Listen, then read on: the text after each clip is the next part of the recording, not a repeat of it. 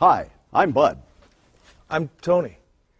Here at the Dodge Division Viper Automotive Operations, research has been proceeding to develop a line of heavy-duty transmissions and differentials that establishes new standards for reliability, durability, and quality.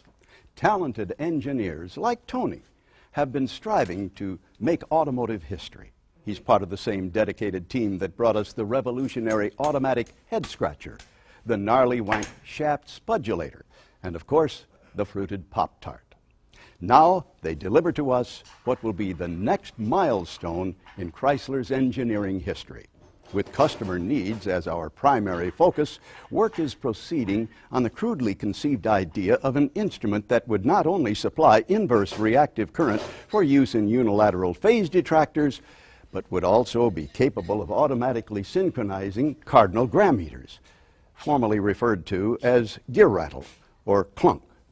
Such an instrument is the turboencabulator. Now, basically, the only new principle involved is that instead of the power being generated by the relative motion of conductors and fluxes, it's produced by the modial interaction of magnetoreluctance and capacitive diractance. The original machine had a base plate of prefamulated amulite surmounted by a malleable logarithmic casing in such a way that the two spurving bearings were in a direct line with the panametric fam. Now, the latter simply consisted of 6 hydrocoptic impeller vanes so fitted to the ambifacient lunar wane shaft that side fumbling was effectively prevented. The main winding was of the Lotus O Delta type placed in panendermic semi-boloid slots of the stator, every 7th conductor being connected by a non-reversible tremie pipe to the differential girdle spring on the up end of the gram meters. The turboencabulator has now reached a high level of development and is being successfully used in the operation of Nofer trunnions. Moreover, whenever a fluorescent score motion is required, it may also be employed in conjunction with a drawn reciprocation dingle arm to reduce sinusoidal depleneration. In other words, all gear rattle and driveline clunk through the use of the turboencabulator has been fixed. Thank you. Thanks, Bud. Now that we know how the turboencabulator works for the Viper GTS and RT10, let's take a closer look at its diagnosis and service.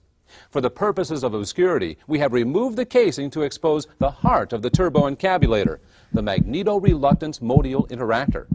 Since little or nothing is known about the principles involved in magnetoreluctance, diagnosing faults can be a problem. Connect the DRB3 to the aft end of the Moxie interrupter using special adapter WUPB2, also known as the WUPB2, making sure the osmolality of the phase detractors is not extrapolated. Begin the test by selecting model year, VIN number, paint color, location of battery, vehicle mileage, and model type, and the turboencabulator run test. If there are any system faults, they will be displayed in secret code on the DRB3 display. It's a simple head code, anyone can catch it. The most common fault is sigmoid rumbling below the belt line, which the customer will refer to as a burping or even a hiccuping noise. To service this fault, refer to the Turboencabulator Diagnostic Procedures Manual and Songbook.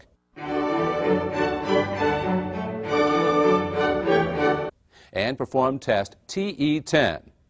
Using the Geiger scale on the DRB3, measure the wrench-in output of the capacitance-reactance flux muster. If it's above 10 RGs, replace the unit. If it's below 10 RGs, you'll be directed to do a series of tests that will effectively raise the billable hours for the service department, but will perform no other useful function. All other faults should be treated as if they do not exist, and the customer should be told that the burping or hiccuping, or what has been referred to by some customers as gear rattle and driveline clunk, are normal and is caused by too much gas in the fuel system or improper driving habits. This, of course, can be remedied simply by turning up the volume on the radio or by inserting the optional earplugs. Finish the script. Finish the script. No, the grip isn't Finnish. He's Scottish. Oh, thanks. Back to you, Bud.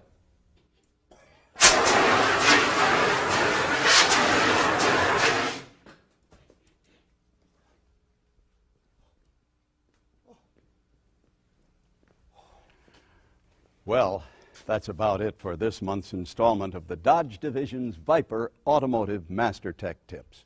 Be sure to watch next month when Tony and I cover headlight adjustment, diagnosis, and repair.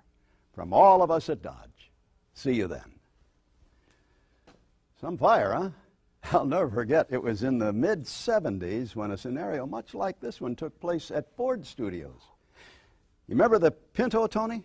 It's quite funny, actually. The technician had backed into a kitchen set, and of course the Pinto immediately burst into flames. Of course, that happened in a rehearsal, not unlike your televised faux pas. Oh, by the way, you better have those burns checked. I'm not sure this eyebrow is going to grow back in. Maybe you could wear a monocle or a patch. A patch.